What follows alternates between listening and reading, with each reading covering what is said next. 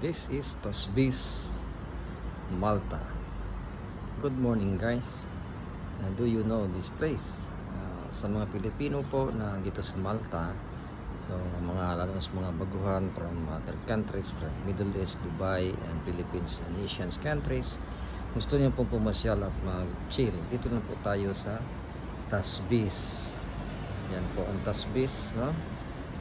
Yan ang yacht yard ng Tasbis. Safe po dito, marami dito pong mga tinatawag na night bars, no? Yan, may mga restaurant, the best restaurant in Malta, Europe. So guys, yan po ang pinakamagandang views ng Tasbis. That side, no, the far away that side under the crane, that this belongs to MCDA. MCDA area. Going here, the Tasbis, yes. That is Pieta. Above there, yung building na malaki. Pieta yan, Pieta. Yung hospital na dyan. And this side is the Tasbis. And you know that far away, this is the Navy Crabs, or the frigate, the Navy frigate of Malta. Their Navy boat, the Navy ships, the Navy headquarters. This is the Navy headquarters here in Tasbis, Malta. The Armed Forces of Malta, the Navy units. So under the Armed Forces of Malta.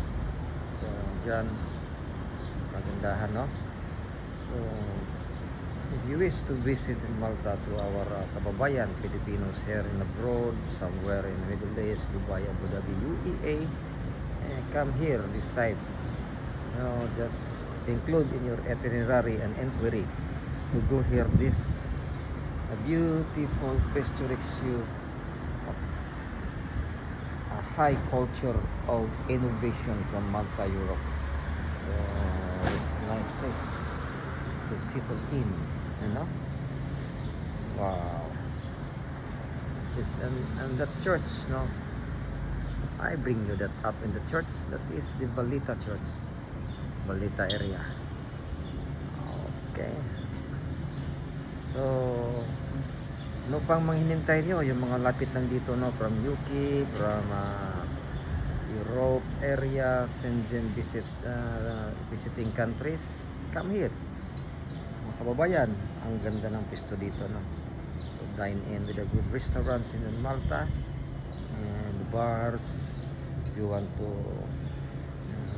gallivanting around and hanging in with the small yachts, booking lang kayo kung saan yung gusto pumunta. This rent yacht for rent. Tasbis, no? Tasbis. Alright, see you video later. Good day kababayan.